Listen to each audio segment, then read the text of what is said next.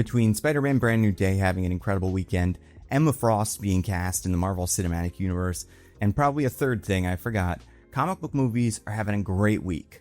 But it's not perfect, and I wanted to take a video to cover some of the things that are happening this week that are not good. Hopefully this does not become something we have to do regularly. Also, my cat Mortimer was on my lap, but he left. He was upset because one of the cancellations means we probably won't see Joey Pants again in the Marvel Cinematic Universe, and obviously Joe Pantoliano responsible for one of the greatest moments in any movie with a cat.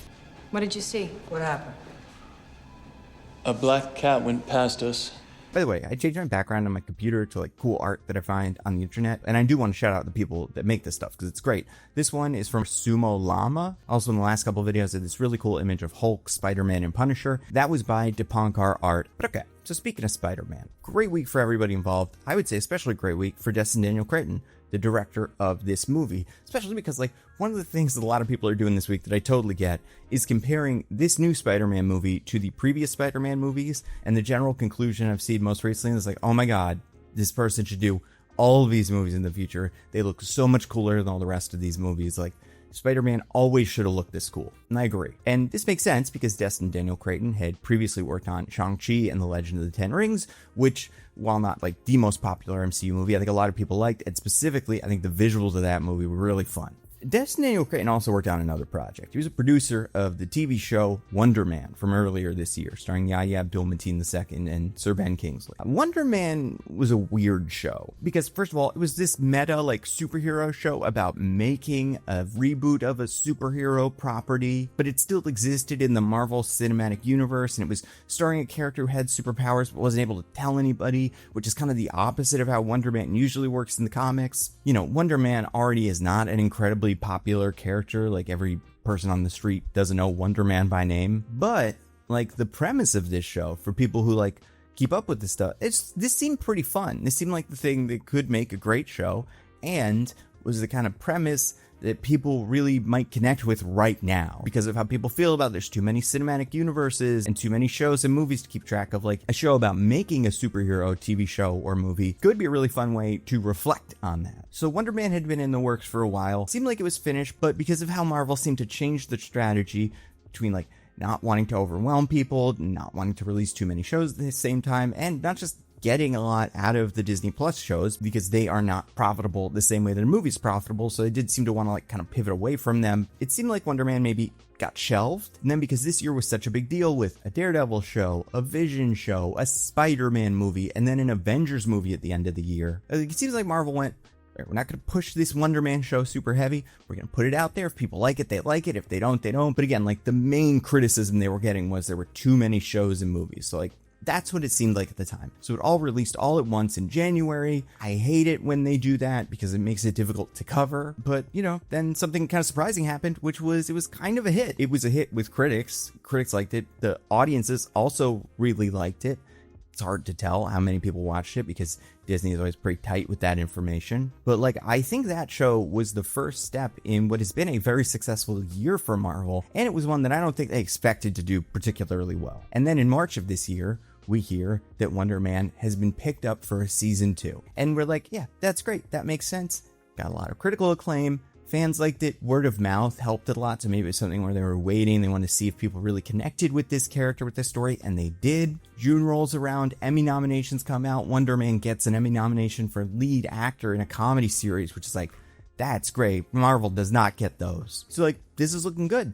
And to top it all off, Destin Daniel Cretton is making this Spider-Man movie. He's probably going to produce the next season of Wonder Man. And if this Spider-Man movie is good, which at the time we didn't know, but all signs were pointing to, yeah, it looks like it's going to be pretty good, then Destin Daniel Cretton's projects like Shang-Chi and Wonder Man are probably going to take priority because he's just going to be the cool new guy at Marvel. And then Spider-Man comes out and it's a huge hit and everybody loves it and it makes an obscene amount of money. And then that same week, you find out that no, Wonder Man actually, while it was renewed for season 2, it's actually been canceled. Nobody was expecting this. And like I said, I don't think I would have expected that it would not be canceled. One season seemed like exactly what that show would get, considering what people want from Marvel these days. and how Disney makes money on things these days. Like I said, the overwhelming criticism against Marvel was just that people don't want to watch all of these things and keep track of all these characters and all this homework. So streamlining, making fewer shows, fewer movies, made sense. So like, regardless of how good Wonder Man is, the fact that he is not Daredevil or Vision, a character from like a bunch of Avengers movies, or, you know, any of the X-Men that will show up in the future, characters that are also going to get shows in the future, like, because he wasn't one of them, made sense they wouldn't prioritize this character unless he was like the most popular guy. Also, like, it's not the most expensive show because it doesn't have characters, you know, flying around in space doing all kinds of CGI, but it's not cheap either. Yahya Abdul-Mateen II is a movie star. Sir Ben Kingsley is a movie star. They had a lot of real sets, locations, like it was a well-shot show, and those aren't cheap. And Disney seems to really be reevaluating why they're even doing this Disney Plus thing, because sure, it makes them some money, but you take something like a Moana show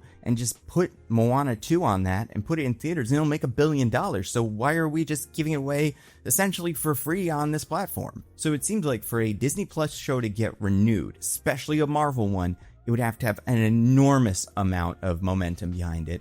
And like, while Wonder Man was good, it wasn't there. None of the shows were, besides maybe Daredevil. But the cancellation felt weird for a couple of reasons. First of all, the announcement did really come out of nowhere, and it feels like the kind of announcement you wouldn't want to make when the producer of the show is currently directing like the Spider-Man movie that's making all the money. Like, why would you want to put that news out there at all? But then second, Andrew Guest, the showrunner and co-creator of Wonder Man, this is what Andrew Guest said on TikTok. Just want to say I've been listening. I appreciate you all. I feel how you all feel, and I just want to clear up what I can here.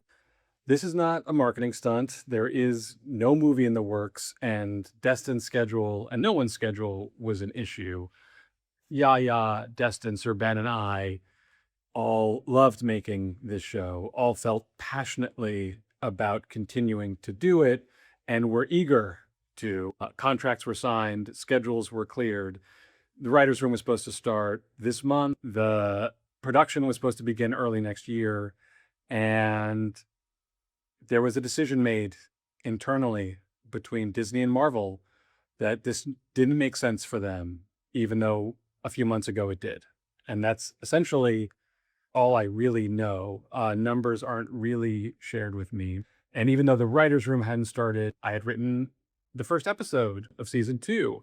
And we had an outline for where the season would go. And everyone felt really good about it. It was going to be a really incredible season that hopefully surpassed season 1. I appreciate everybody getting out there and letting your voices be heard about how you feel about this. And I think there's important conversations being had online about the kind of stories that we're prioritizing and the kind of shows platforms want to make. I hope people are listening.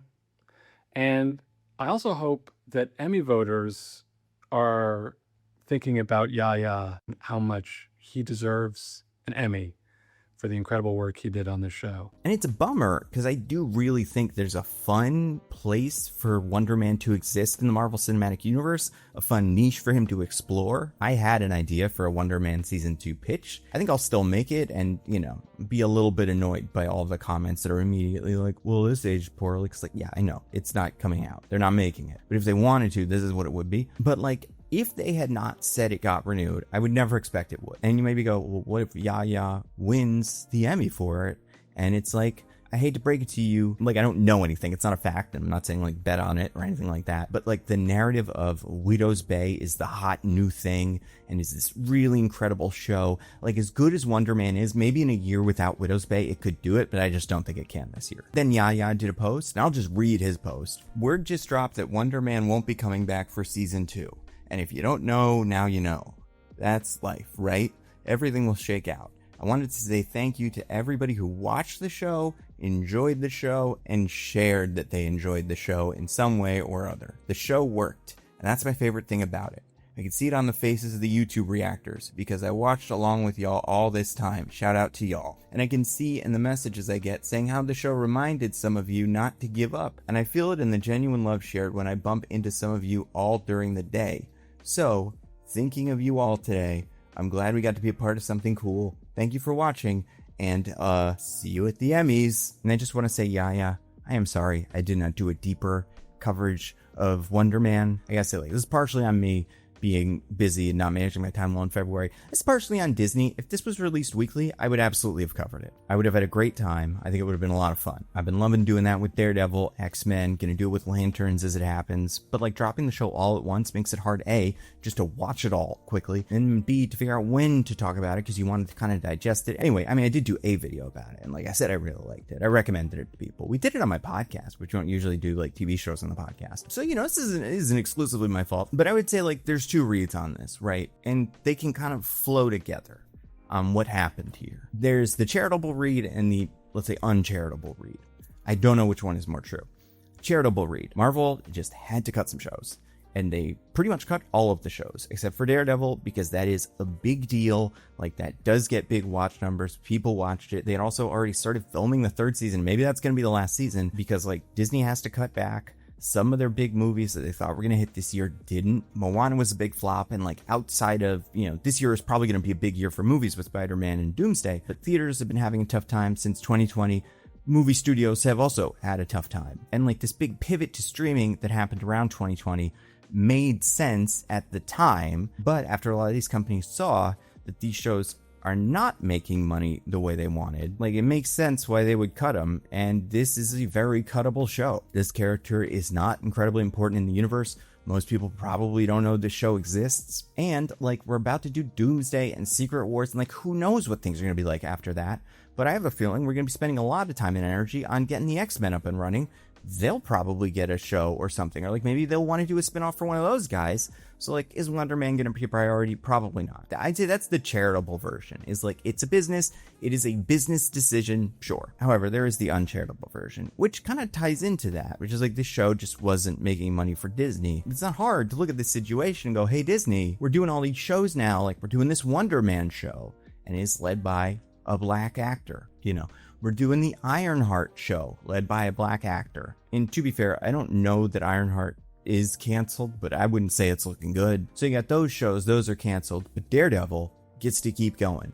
And that is led by a very white cast of white people. Like, sure, there's some diversity on the cast, but like, most of the principal members of the cast are white. And it comes around the same time as you see Pixar and other Disney brands moving away from making movies about like personal stories, and they want to make things relatable to everybody. And oh look, now there's barely any gay characters in these shows. The trans characters episode of the Pixar show gets changed because people are mad, and it kind of seems like Disney's saying, we're going to make the broadest shows possible, which isn't necessarily a bad thing for like Daredevil being, I think, a good show, but to tell potentially a more personal story about a struggling black actor, or like a young inventor in Chicago trying to make a name for herself, like, those stories don't continue being told, but we do continue some of the other ones, like Daredevil and Vision. And like, I don't know, on one hand, I think the stuff does come down to just business. It is more expensive to make the show than to not make the show, because Disney has not figured out, nobody has, that like Disney especially has not figured out how to make money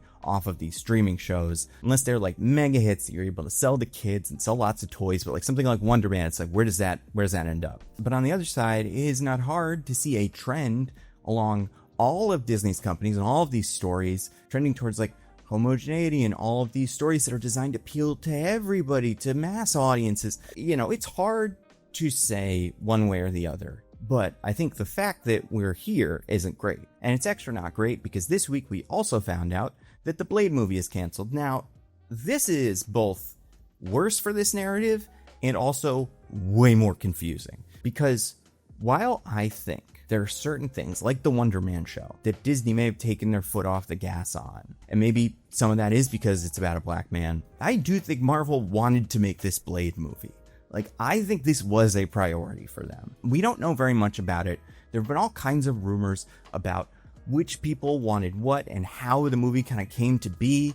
Apparently, it was very complicated, and there were a lot of people online that were just like, God, just make a movie about Blade killing vampires. He finds out about some vampires and goes and kills them. I mean, I gave my pitch for what I thought would be a really cool Blade movie that involved Black Panther. You can watch that on the Nando V Movies channel. A different Black Panther than the current Black Panther. It was very clever. But like, people were like, why can't Disney just make this movie? And there's all kinds of different reports about why.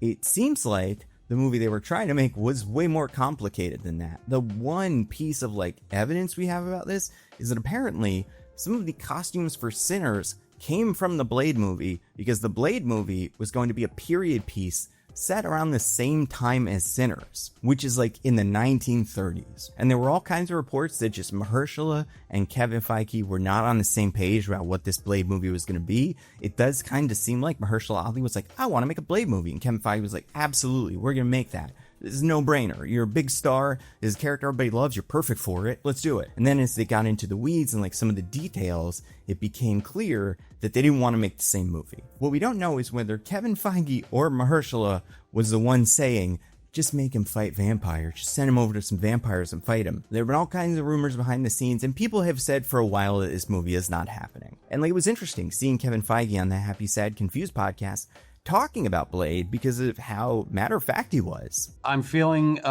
very excited that we got Wesley back for a time in Deadpool and Wolverine, and like a gigantic loser and failure that we didn't get off the ground with Mahershala.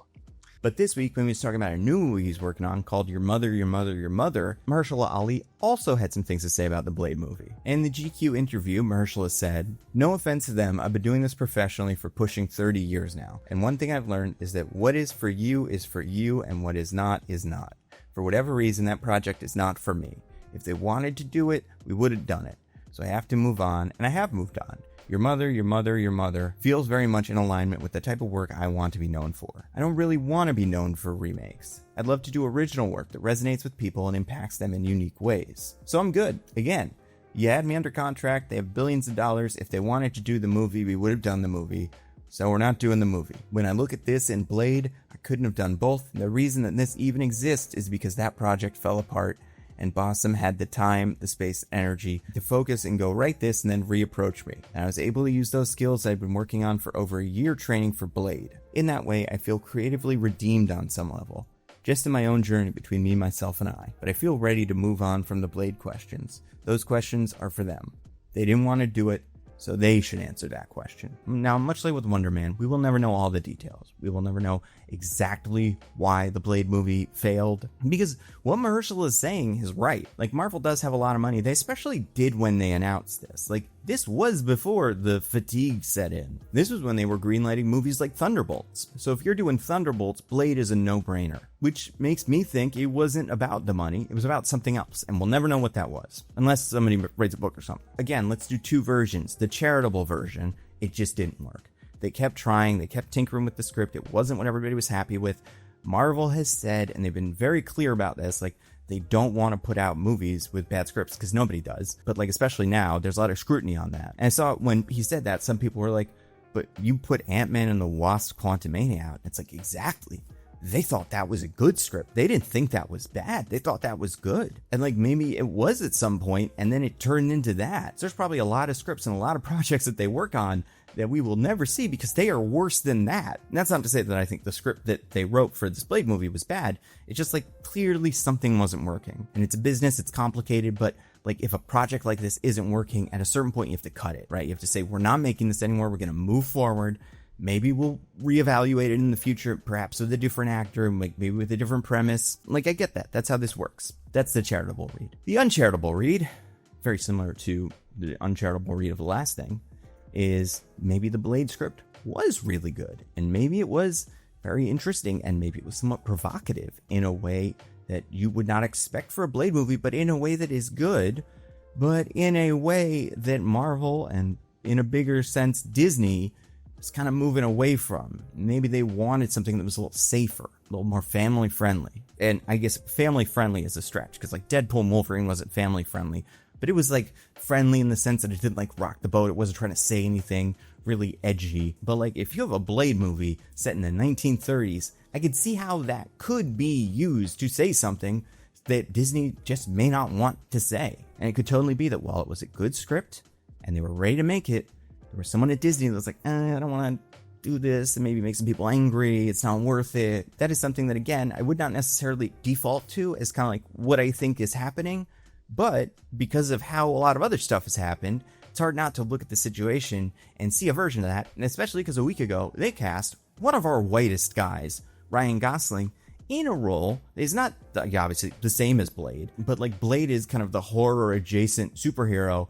And right as they cancel Blade, they take Ryan Gosling and they give him kind of a horror adjacent superhero movie directed by Sean Levy, who I think is a good director and has made good movies that I would say feels on the safer side. Like, it's hard not to see this all as part of a picture. Like, Jesus, this week, one of the really cool things that Marvel did is they cast Samara Weaving in the X-Men movie, but she's literally playing a character called the White Queen. And yes, and I'm sure people say, but they're making a Black Panther movie. They're making a third one of those. They hired the new Black Panther. Like, he's great. This is going to be a big role for him. Like, sure, that's fair. But at this point, Black Panther is a safe bet. What it doesn't seem like Marvel wants to do is take risky bets on projects led by Black actors or anything like that. Like, for some reason, those are the two things we're talking about being canceled this week. And like, what do I think is happening? Based off everything I've read, obviously the dumb, boring answers, I think it's a little bit of both. I think the Blade movie was kind of tricky.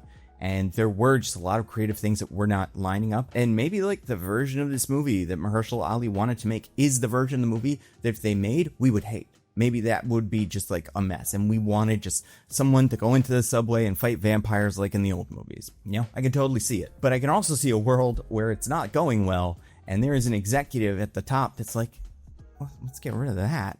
We don't need that. Let's get Ryan Gosling play Ghost Rider. And that's what the people want. Ryan Gosling, that's Ken, that's Project Hail Mary. He is a very bankable star that appeals to everyone as opposed to Mahershala Ali, who's kind of a niche market, if you know what we mean. Like, if we hadn't seen them respond this way, I would probably say, like, listen, it's probably just a coincidence. Stuff like this happens. Like, clearly Marvel cares about telling stories that aren't just designed to appeal to the broadest audience possible because of all these other projects they're putting all this investment into. But like, I don't see it. I don't know what that is. But like, you also do have to take some risks, if for no other reason than just like, people are gonna get tired of this. Like, sure, Marvel, you're gonna make Black Panther 3, you're gonna make Deadpool and Wolverine 2, Avengers Doomsday, this Ghost Rider movie, Secret Wars, X-Men. But the parts of this universe that are working really well right now are not the things that I think you would expect would be working really well right now. Going into Doomsday, it is surprising, but not that surprising considering everything that we've seen, that one of the characters people are most excited to see in is Yelena, played by Florence Pugh. And she is a character that was introduced in the Black Widow movie. And the Black Widow movie is a movie that the people at Marvel seemed like they wanted to make it for a while, but the people at the top were like, these are not the movies that sell. Now you could say whether or not Black Widow worked as a movie, and again, it's a movie that was shot during COVID and finished up during COVID and had like a complicated release schedule and stuff. There's all that. But like, we don't have Yelena if we don't make that Black Widow movie. And like, look at Thor, right? Thor was in 2 Thor movies that were fine, but nobody loved. Then he shows up in Avengers 1. People like him. Again, he's not the MVP of that movie. Avengers 2, also not really the MVP, although I think he has a good showing. It's not really until Thor Ragnarok, I feel like that character really started clicking, and people were like, oh my god, I love Thor. Thor's the best. And then Thor comes in for Infinity War, Endgame, steals the show. If they made one Thor movie and the response was okay, and they were like, we don't really need to do this. And like, sure, they put him in the Avengers, but they don't give him a second movie, because like, Thor's not that big of a deal. You never get this. And you don't get this. Bring me Thanos! I guess what I'm saying is, I want Marvel to be in a place where they can cancel a show with a black lead, and you don't go like, why are you doing that, Marvel? Because it's clear, because of so many other projects they're working on, and stories they're telling, that it's like, well, this is clearly something that matters to them. They're just, this show movie isn't working. And I guess part of why this is so annoying to me is that as a fan of Marvel comics, Marvel movies and shows and everything, like, the idea of what Marvel is different from the idea of what Pixar is, or even what Disney is. Like, there was an idea behind what Marvel was. Specifically, it was telling stories that are the world outside your window. It was the idea of telling these diverse stories. So the idea that they're canceling this Wonder Man show, I don't know, man. It's probably just a business decision, but it is a business decision that looks bad when you look at it in the context of other business decisions that they've been making. Also, the Booster Gold show is being reworked or something, but I don't know, man.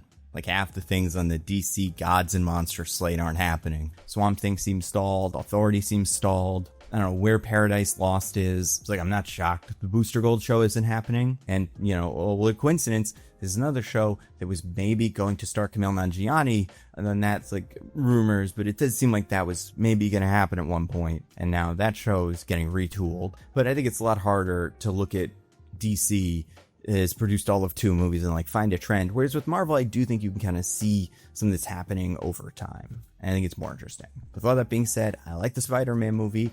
I'm excited about the X-Men. I'm excited about that direction that we're going for those characters. It seems like we're going to do some things that are cool. And I love the X-Men, so I'm excited for that. And last thing, and, you know, listen to this bit because it is important, very important to me. I've been talking a while about the Nebula project that I filmed about a year ago, and I finally have an update. We're going to be releasing it as a short film. We're going to premiere it at the Holly Shorts Festival in August 21st of 2026. So less than a month. Then, once we're done with all the festivals, whenever we are able to, we will premiere it on Nebula. This is I don't know exactly how long it is, over 20-minute long short film I wrote. YouTube friend Patrick Willems directed, and Dave and Nebula put together an incredible team, like cinematographers, actors, crew, and made a short film that really looks great. It is called Power Trip, and unless you are at one of the festivals where it screens, the first place to watch this short, again, that I wrote, will be on Nebula. Nebula is a subscription streaming platform that I and a bunch of other YouTubers created. I upload all my videos early and ad-free, including this one. This was here on Nebula first. And then, like my short film, there's all kinds of stuff you can only find on Nebula. Patrick has made other short films. Lindsay Ellis makes video essays exclusively for Nebula. If you've watched the channel, you've seen me plug many of them. The show Jet Lag premieres on Nebula. Tom Scott's England series premieres on Nebula. It is an incredible way to support creators, and we're in the home stretch, so you will very soon be able to see the short film that I wrote and Patrick directed on Nebula. And a year of Nebula is already a steal at $60 a year. That's just $5 a month. But if you go to go.nebula.tv/thenandocut, you can get a year of Nebula for just $30. That is $2.50 a month. It is an incredible deal. It's a great way to support me and a bunch of other creators who either you already love or you are about to love. Again, it is go.nebula.tv/thenandocut. That's all I got. Stay safe. I'll see you around.